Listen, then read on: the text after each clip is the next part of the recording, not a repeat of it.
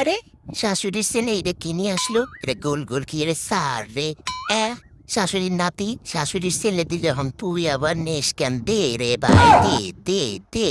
নিয়ে আসিছি উদ্ধার করে, এখন এটাকে কাটবো। এইটা যে আসলে কি বলেন তো দেখি। এই কাট কাট কাট কাট রে কাট। এইটা কি? এইটা কি? এইটা কি? এটা কি? এটা জাম্বুরা। এখন দেবো শুকনা মরিচ।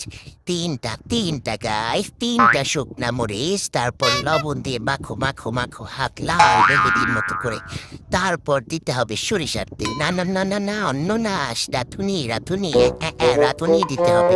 তারপর রাঁধুনিটা দিয়ে এটাকে দিতে হবে এখন চিনি, শেফদের মতো। তা ঝাঁকায় ঝাঁকায় চিনি দিতে হবে, এরপর মাখতে হবে। মাখো মাখো, আরো আরো জোরে জোরে মাখো, না খুব বেশি না, তারপর গলে একদম ক্ষীর হয়ে যাবে। আলতো হাতে আলতো আলতো হাতে মাখো।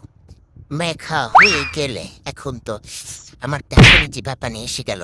এখন টেস্টের পালা, চলো টেস্ট করি।